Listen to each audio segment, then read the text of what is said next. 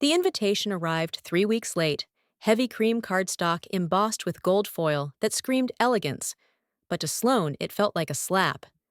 It was addressed in Belle's flawless handwriting, a detail that did not escape her. Everyone else had received theirs on time, a fact her assistant Francesca confirmed after spotting family members already posting outfits and travel plans online. But Sloane's had been delayed intentionally. She held the envelope in her hand, turning it over with a cool, practiced calm, though her stomach churned. It was an invitation to her cousin Christian's wedding, hosted at Willow Ridge Estate, the very estate Sloane had secretly saved from foreclosure 5 years ago. The estate that now gleamed like new money, yet stood as a monument to her quiet sacrifices. No one in the family, not even Christian, had acknowledged her role in preserving it.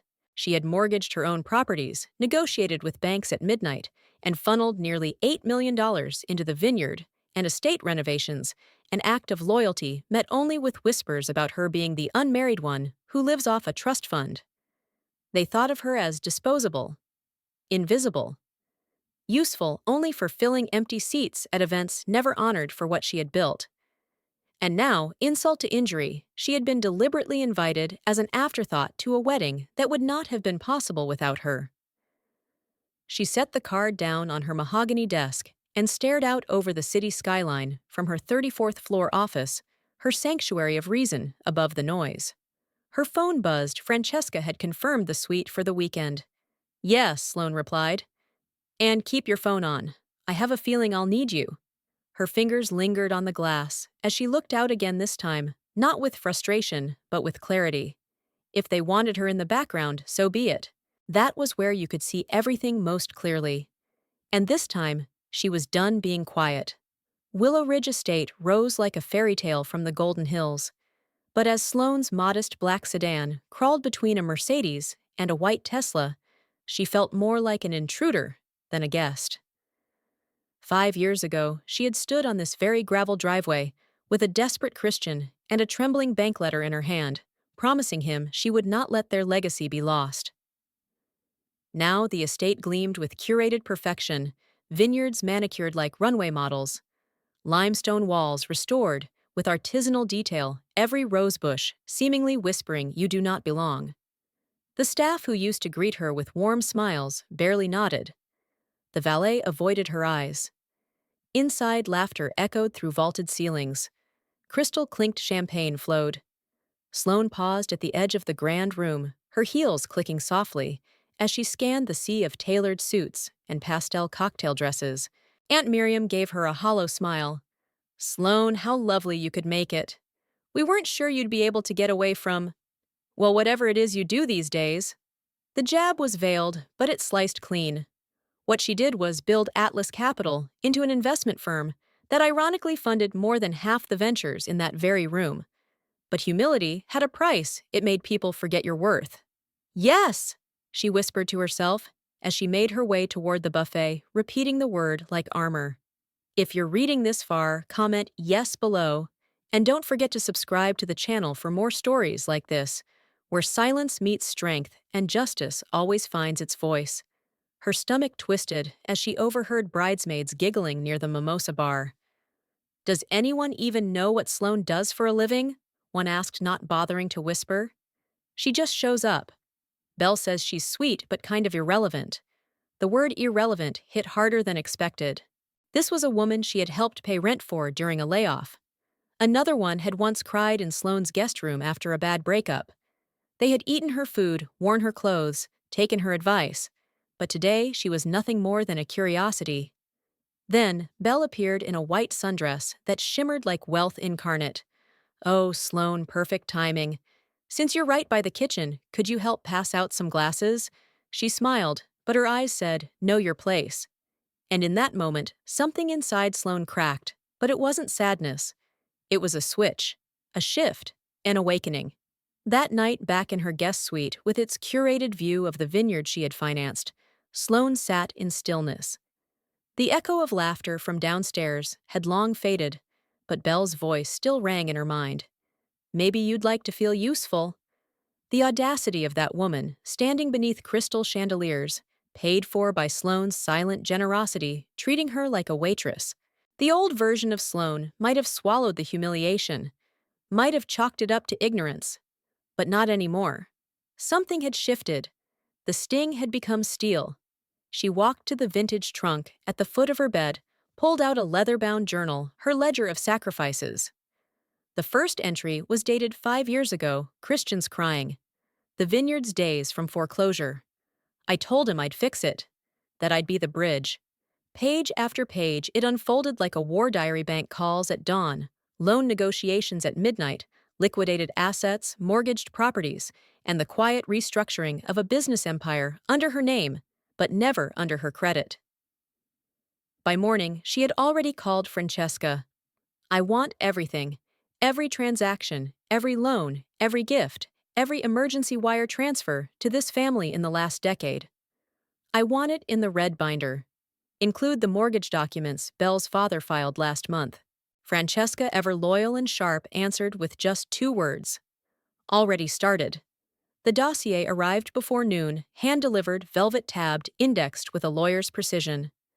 Sloane flipped through it slowly, like peeling layers off a betrayal. One document in particular made her blood run cold: a $2.9 million mortgage on Willow Ridge signed by Marcus Fairfield, using Atlas Capital as collateral. Her signature was on it, or at least a near-perfect imitation of it. A forged signature, a stolen asset, and a debt funneled into an event where she was asked to serve drinks. It would have been laughable if it were not criminal. She stared at her reflection in the guest suite mirror. Not the woman they saw, the one in thrifted linen and quiet shoes, but the real Sloane, the owner, the investor, the architect of their fortune. They thought they could erase her. Instead, they had given her the perfect reason to rewrite the entire narrative. This time, she would not ask to be seen. She would make it impossible to look away. Willow Ridge Estate shimmered beneath the sunset, dressed in florals and fairy lights, every inch whispering luxury. But as Sloane watched from the edge of the terrace, clutching a glass of champagne she had paid for, but was never thanked for, she saw past the glamour. She saw a performance, a carefully choreographed illusion built on lies, and a fortune that was not theirs to spend. Francesca's message buzzed on her phone just as Belle approached with that saccharine smile. "Since you're already near the kitchen," she said, lifting a tray of wine glasses as if offering a gift, "perhaps you can help pass these around." It was not a question.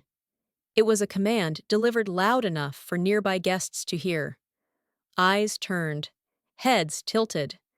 Belle stood radiant in her designer gown, the crowd's perfect hostess. Sloane, in contrast, wore a tailored navy dress, and her grandmother's pearls understated classic, and suddenly framed as less than. Her fingers brushed the tray, but instead of taking it, she set it gently on a nearby table.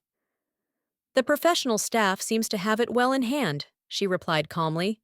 Belle's smile twitched. A pause. Then a cooler tone.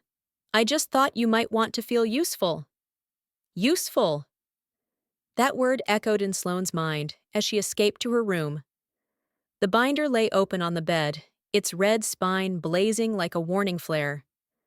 Page after page of financial documents, proof of every debt she had forgiven, every invoice she had paid, every bailout, every wire transfer. But it was more than numbers. It was her history. Her name again and again, silently propping up a family that had learned to survive by pretending she was irrelevant. The next morning's wedding brunch was a blur of white linen and small talk. Vendors bustled, guests mingled, and Belle paraded about like the queen of a kingdom that was never hers. Sloane, standing just outside the circle of celebration, watched it all, knowing what no one else did. The florists, the musicians, the ice sculpture, all paid for with forged signatures and borrowed lies. Atlas Capital had become the family's hidden piggy bank, and now it was time to change the locks.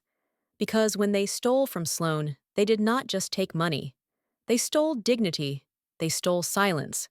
But they had no idea they had just awakened the storm.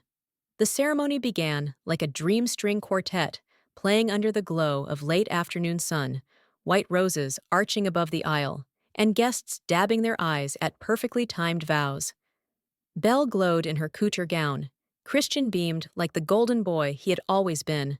But from her seat near the back, far from the family rose, she once helped build, Sloane felt none of the magic. She sat in stillness, the red binder resting in her lap like a loaded weapon. The air smelled of jasmine and deception. And as the officiant uttered, "If anyone here has reason, these two should not be wed." Sloane felt every head turn toward her, breath-held hearts braced. But she said nothing. Not yet. Instead, she waited. Waited as the cocktail hour began and the show carried on.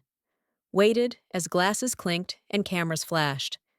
Then, Juliet, her once sick cousin, now radiant with health, Sloane had paid to restore, quietly placed the binder in her hands. "They need to know," she said. Sloane walked past the laughing guests, past Belle's brittle smile, past Christian's now nervous glances. She dialed Francesca. "Pull the plug." The unraveling was slow, beautiful, poetic. First the music faltered, then the lights began to flicker. The DJ's system died, leaving the terrace humming with confusion. Guests checked their phones. The wedding planner whispered frantically into a headset. And then, one by one, the glowing lights strung across the estate began to dim like stars snuffed out by truth. No backup power came. Sloane had ensured it. Vendors gathered nervously, murmuring about unpaid invoices. One caterer shouted into a phone about a disputed payment. In the growing dark, Juliet began passing out copies of the binder to key family members. Aunt Eloise read silently, then called out, "Sloane, could you come here, please?" One by one, mouths dropped open, eyes darted toward her, shock, disbelief, then shame. "You own 74% of this estate," someone gasped. "She built it," Eloise said. "She saved it." Sloane stepped forward, voice calm but unshakable. "They asked me to serve wine at a wedding funded by money they stole from me. I didn't destroy this wedding. I simply stopped paying for it." And with that, the fairy tale cracked. The illusion shattered. And the truth at long last took center stage. When the last vendor van rumbled away into the dark silence, settled over the ruins of what was meant to be the wedding of the decade. Guests had dispersed in stunned clusters, murmuring apologies, side-eyes, or awkward exits into the night. The once vibrant terrace now looked like a battlefield, wilted flowers, overturned chairs, forgotten champagne flutes glinting under a moonlit sky. And in the center of it all stood Sloane, unshaken, watching it all burn, not with vengeance, but with clarity. The truth had done what she never intended. It burned down the illusion. And yet she felt lighter than she had in years. Back in her suite, the red binder sat unopened on the table, no longer a threat, but a statement. Juliet had been the first to speak the words aloud. "This family owes you more than we ever knew." And then came the confessions. Uncle Robert, whose business Sloane had saved. Cousin Sarah, whose daughter's surgery she'd paid for. One by one, the truths tumbled out, testimonies wrapped in shame. They had mistaken her humility for passivity, her quiet for weakness. But now they understood she had not been the one showing up empty. They had. For years. The next day, Sloane received a call from Aunt Eloise. The matriarch's voice, crisp with purpose, left no room for protest. "We're rewriting the will. You're executor now. You will oversee the family's legacy." Sloane, stunned, sat in silence. "Because loyalty without recognition is no longer acceptable," Eloise added. "You taught us that." Later, as she walked the vineyard rows alone, the same vines she had once helped save with emergency funding, she thought about everything she had believed. That to give quietly was noble. That real love asked for nothing in return. But in truth, she had been teaching others how to ignore her. Her silence had been interpreted not as grace, but as permission. And now that silence was broken. Lesson learned. Kindness without boundaries becomes a contract for abuse. Humility, when not paired with clarity, becomes erasure. And generosity, when offered without recognition, becomes exploitation. Sloane finally understood you cannot pour endlessly into people who only see you as background noise. Not when you were the one who built the whole damn symphony. It was not revenge. It was reckoning. And it was long overdue. 3 months later, Sloane stood on the deck of her new home, smaller than Willowridge, quieter, and not meant to impress anyone. It overlooked the sea where the waves rolled in like a rhythm she finally understood: give, retreat, rebuild. Gone were the curated dinners and whispered judgments.